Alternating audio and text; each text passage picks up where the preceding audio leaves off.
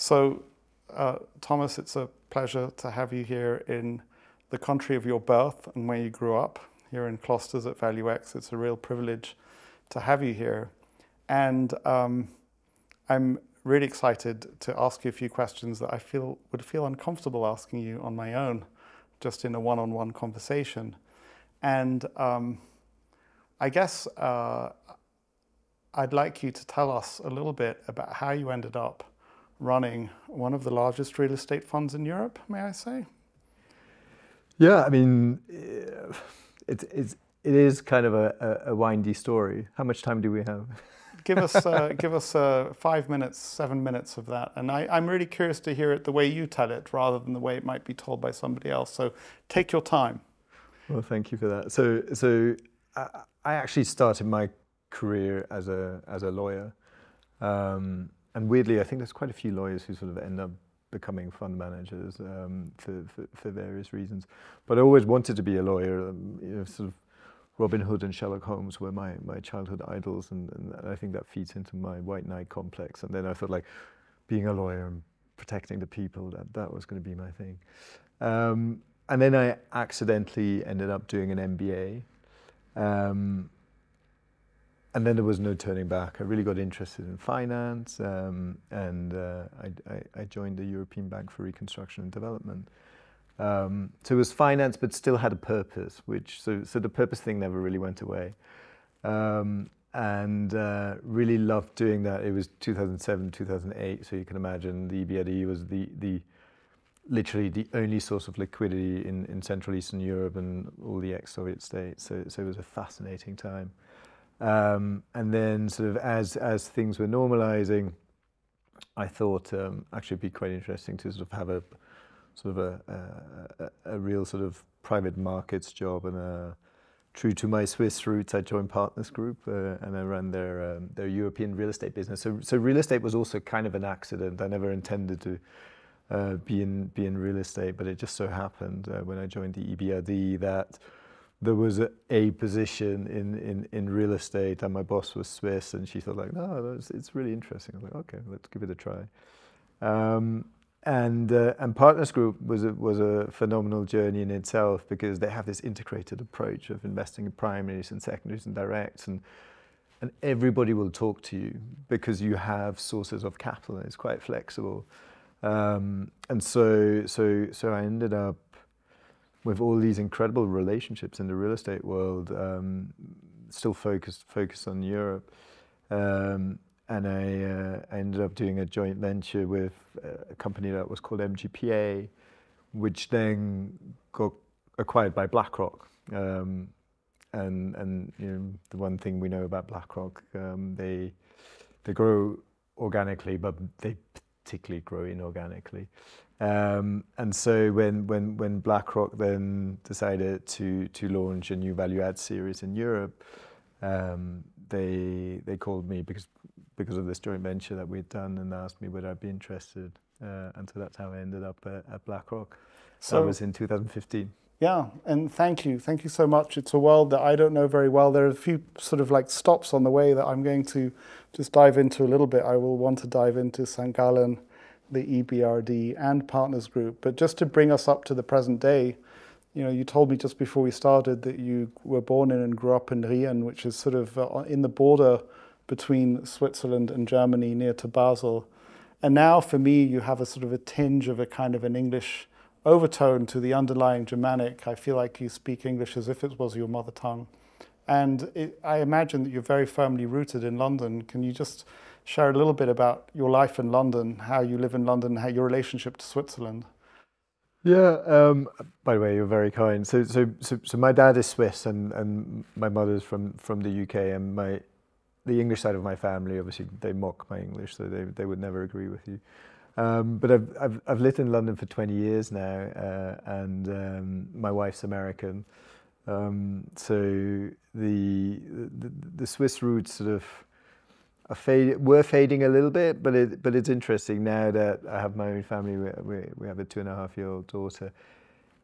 Switzerland's calling again. Like I really feel like my desire to spend more time in the mountains, in the forest, And I think there's this tension between living an incredibly fun life in London with everything that London has to offer. It's very multicultural. Like most of my friends are not even European, and I think that's really hard to replicate anywhere else. But there's still a root of Swissness, and it's calling.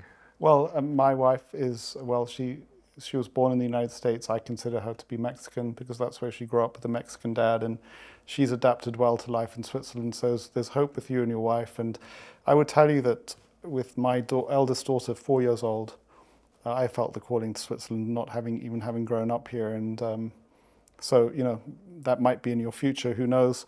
But let's just dive into, so when I was in my first job out of university, I was working for a company called Braxton Associates, and that was my first contact with Uni St. Gallen, HSG St. Gallen, which for those listeners and viewers who don't know, this is the Harvard Business School of the Germanic world, German-speaking world.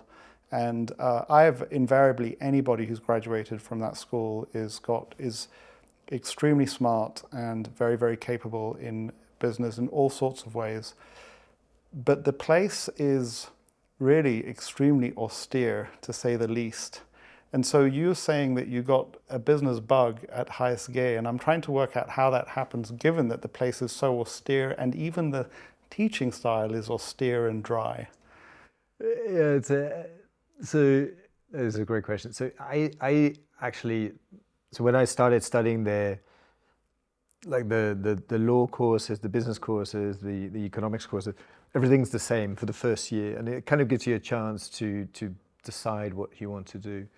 And so I actually ended up doing law at St. Gallen, which is a bit unusual, but I liked it because there was still quite a bit of exposure to finance courses, to economics courses, and so I was almost getting a bit of a bachelor's degree in business on the side, but I ended up doing a master's in law, and then only years later, once I'd passed my bar exam and I was working for Baker McKenzie in Zurich, I decided to do an MBA at INSEAD, and that's when I was like, okay, this is really what I want to do.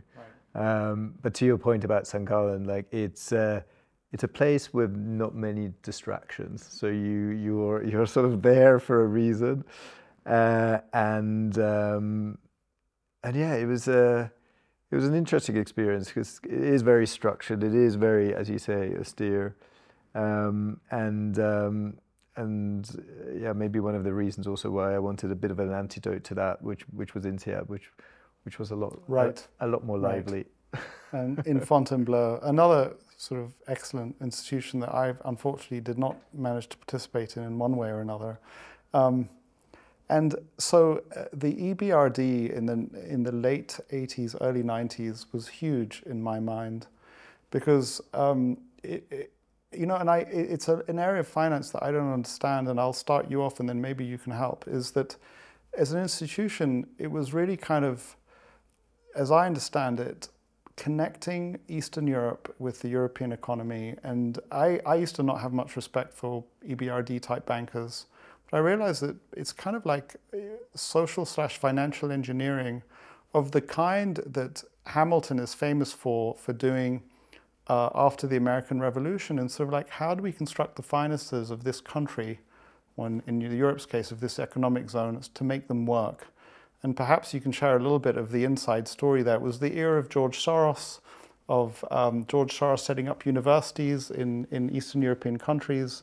There were heady times. This was a time when there was mafiosi type groups wandering around the Czech Republic. And so how did the mechanics work from your perspective? I mean, it was wild. It was wild at the time, and this was before I joined the EBRD. But once you're there, you there's so many stories on everybody talks about them. But yeah, I think the whole idea was this idea of accession, right? So these ex-Soviet states were going to be, the middle class was going to rise to the levels in Western Europe, and actually, to help sort of kickstart that process, you need liquidity. You need somebody to start the ball rolling, and that was really the EBRD sort of mandate. But so beyond that, there needed also to be an impact. So these project finance approaches weren't just pure. They needed to be sustainable from an economic perspective, but there was an element of like, well, what does this project do for this accession story that we're trying to achieve? And so there needed to be a positive externality to every sort of project that was executed. But to your point about, the problems that we were facing, and even when I was there, the most time we spent on KYC, on doing background checks on our partners, and some of the things that came back to us was really quite wild. And aggressive business practices was not a problem. Like, oh yeah, sure, we'll accept that. Like when people went missing, that was probably where we drew the red line. That's even worse than I was going to say violence, but this is kidnapping, which very unfortunately is something that happens in Mexico to this day. So it's not. So I know it happens in Mexico, but. I don't know how I guess with a potential accession of Ukraine into the EU, the EBRD might take on a very, very central role in the disbursement of those kinds of funds, I would imagine. Do you have any insight? I do and I don't. So you're absolutely right. So the EBRD's mandate is also quite fluid. So it sort of reinvents itself. It sort of went from those ex-Soviet states, and the mandate expanded to include Turkey and North Africa over the last few years, and now, of course, the focus is going back to Ukraine. I mean, the reason why I know a little bit about it is because BlackRock is also taking a fairly active role in trying to get organized around how one can finance the rebuilding of the Ukraine. Philip Hildebrandt, who is a vice chair at BlackRock, and who's well known to great guy. A Swiss audience. He's a phenomenal guy. I was actually in New York with him. Was it last week? Traveled too much, I forget. But he's a real mentor and lovely human being. And he was in Davos with Zelensky, and that's, I think, the second or third time they met to have these kind of conversations. I'm actually encouraged that the EBRD is working on North Africa, because, and I think that it's taken me a long time. I mean, just to give you an update, and the listener, I worked at the European Commission as a stagiaire for a short while after Braxton, and then decided to go to the US. And I had a kind of like, part of my background is Israel, and, strong military, very important. And Europe is always poo-pooed from the perspective of the US for not having a strong military. But I think that there was a point I made to somebody the other day. The point about Europe, the construction that is Europe, is to say we want a future world in which we really don't need military force. I realize that we need military forces today, unfortunately, but and rivalry and power and disputes still happen in an egregious and major way, but it is all implemented, the disputes are implemented through pulling economic levers. And so anybody who thinks that Europe is this peaceful place, yes, there's no physical violence, but believe me, the rivalries that exist between Switzerland and its neighbors, between the different European countries, and just to come to my point, is that by financing construction and development in North Africa, it's really Europe saying we need to reduce immigration, but rather than putting up big barriers, we're going to make these countries economically successful. So the key to peace, and in the podcast with our mutual friend William, we touched on Gaza, and ultimately it's in every Israeli's interest to have a very prosperous Gaza where people are happy and delighted to be there, because that's the real security of peace. But moving on, because I couldn't agree more. I couldn't agree more.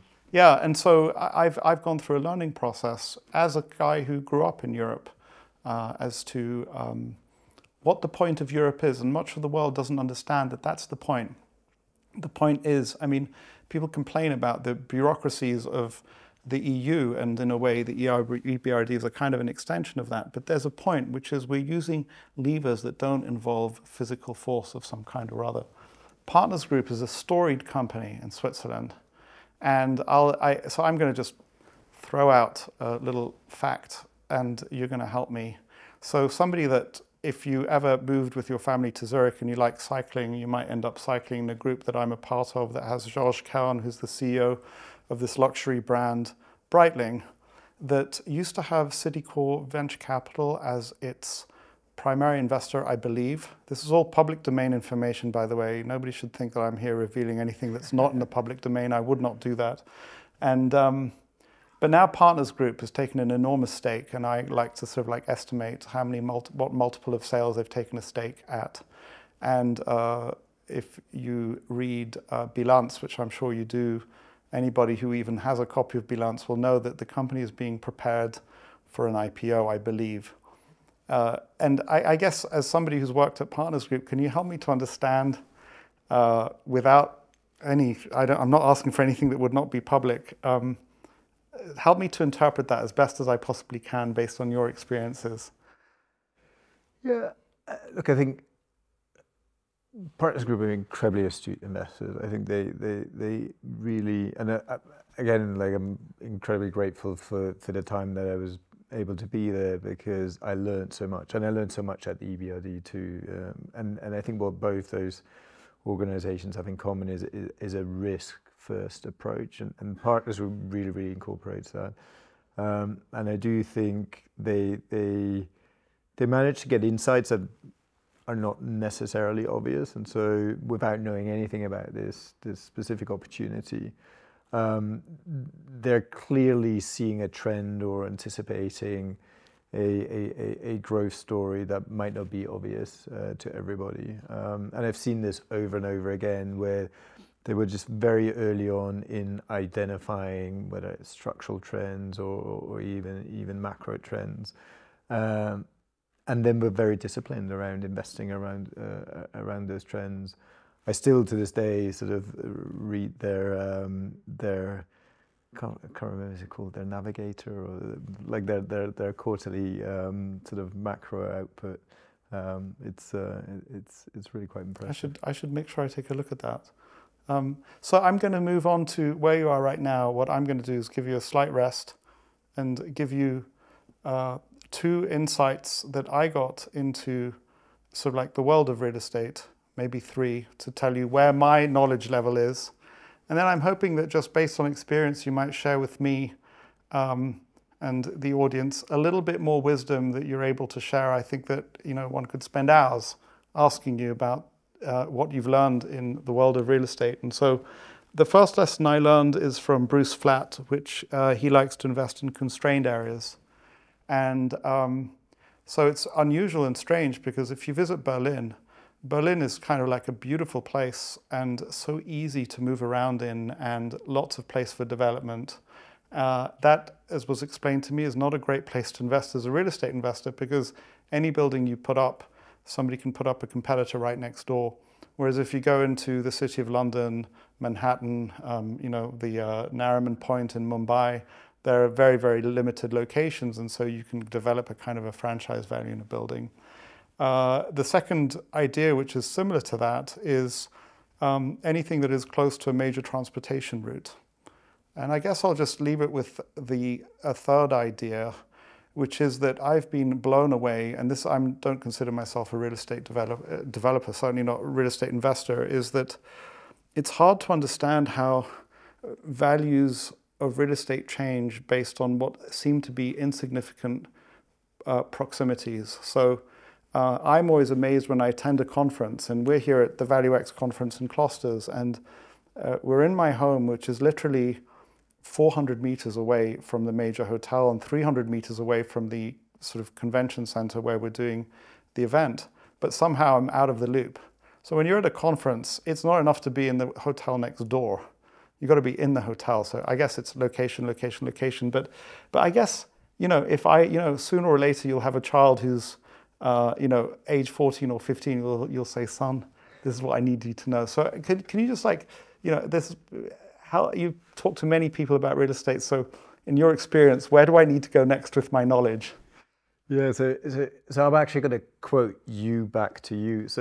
Because I listened to a conversation between you and William where you explained the concept of the economic high ground with a real estate example. Right. And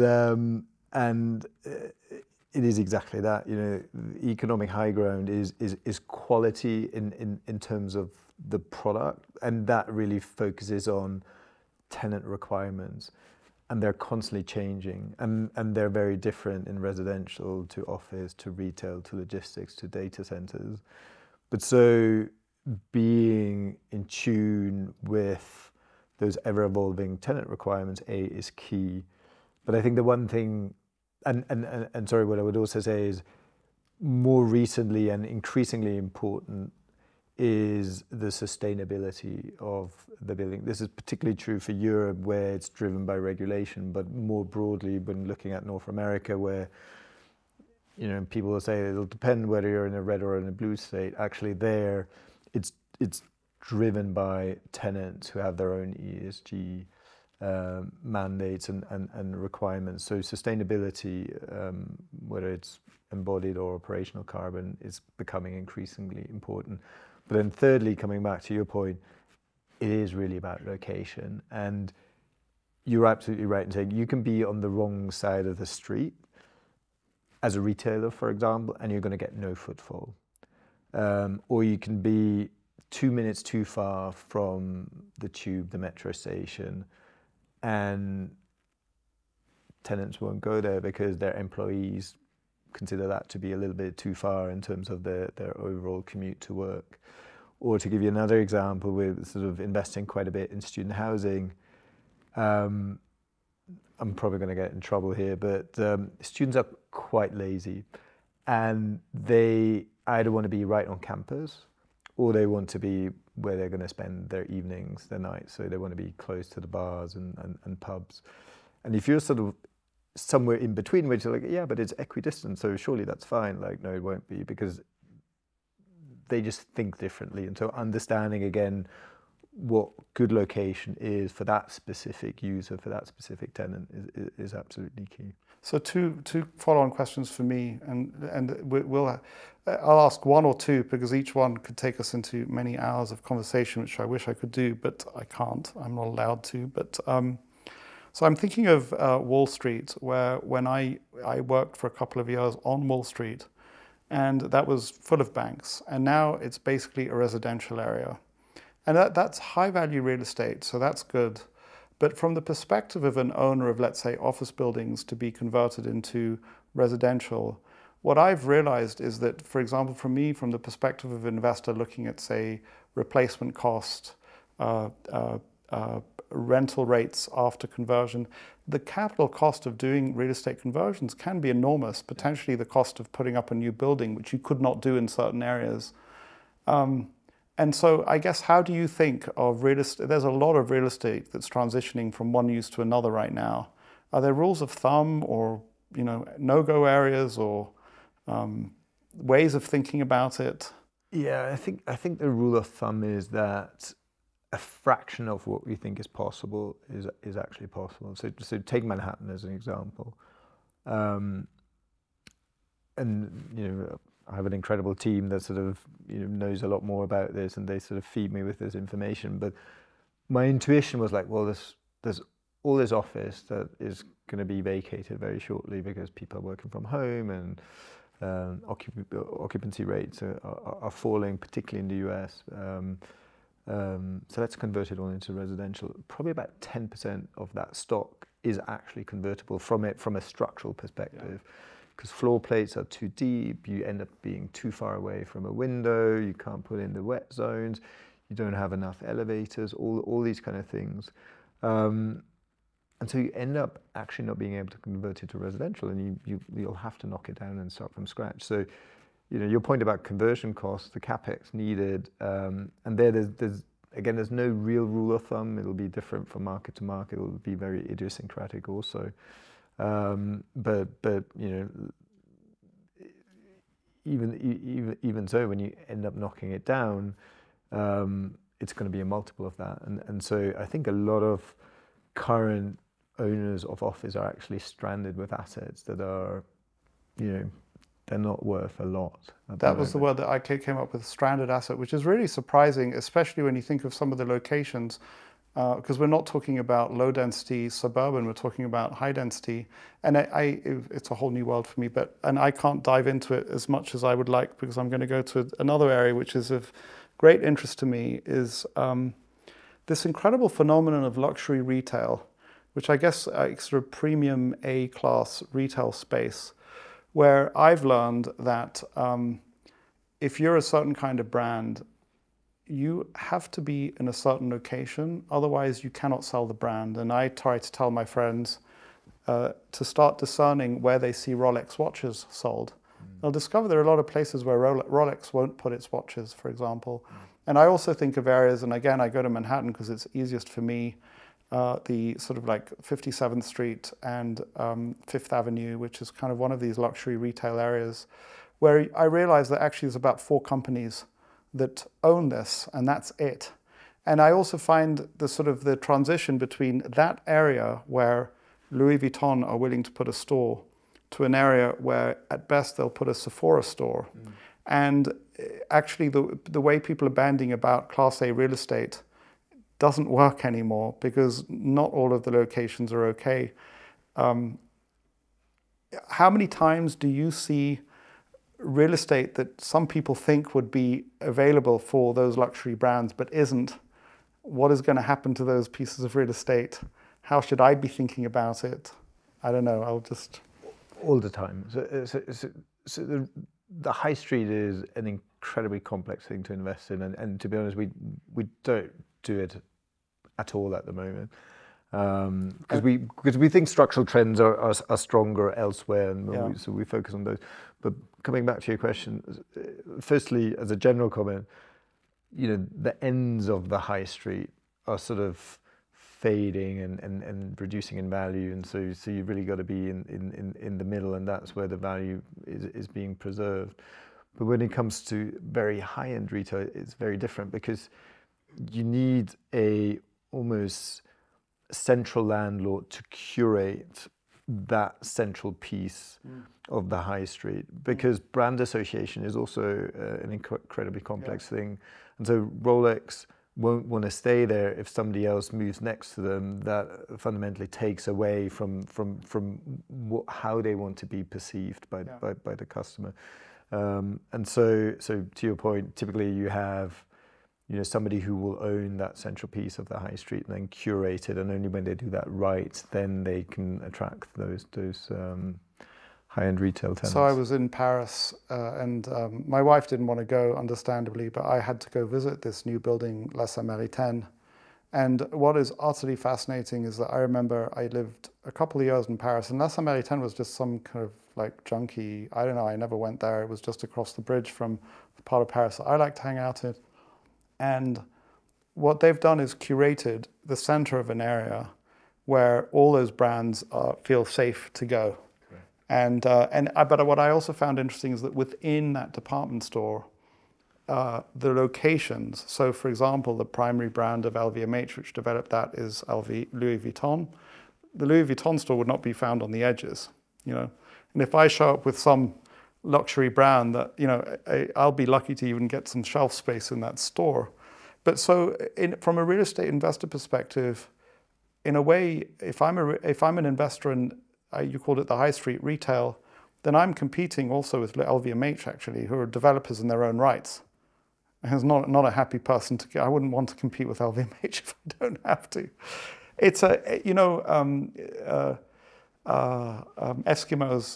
I just know snow. Eskimos have about 30 different words for snow, and you think real estate and you realize that we've barely scratched the surface, and it's endless. And you touched upon it, but I get the sense that away from what's most talked about, you were talking about student housing, and you also talked about co-location facilities for data centers, that there may be some, and I guess there's a whole bunch of economics around power, where you get your electricity from, the location of high-speed data lines already, which is perhaps for another time. I guess I want to just leave you with, I'm really curious to learn what you're reading right now, in the investing world, outside of the investing world, what you're listening to maybe on podcasts, which concerts you've been to in London, where people might bump into you.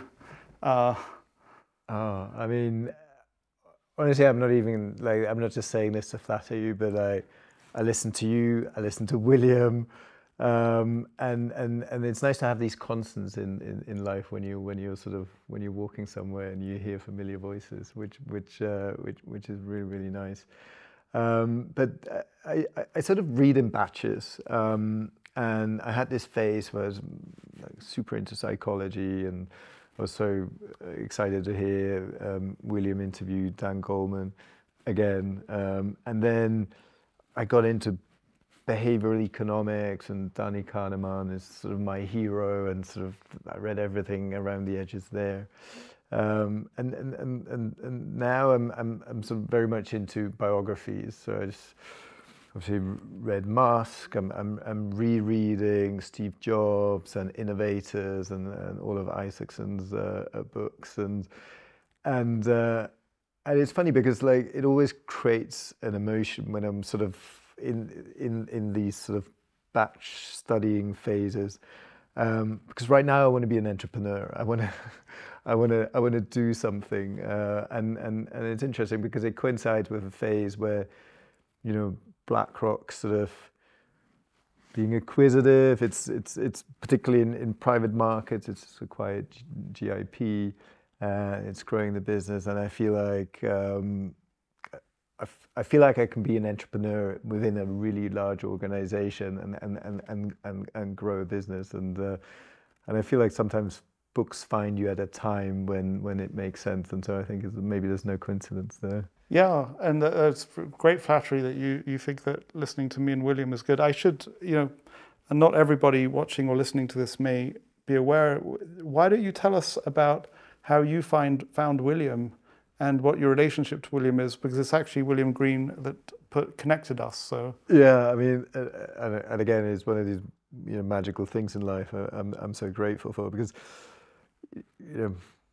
I read his book. I read your book. I was listening to William, and sort of was also in parallel organising a large client event for BlackRock, and I thought, like, wouldn't it be amazing if we could get William as a keynote to talk about the lessons learned and all his experiences from interviewing these incredible investors. And so we were very lucky that he accepted, and he came, and he was incredible, and you know this. I mean, he's wonderful on stage, and clients and BlackRock still talk about him. Is that right?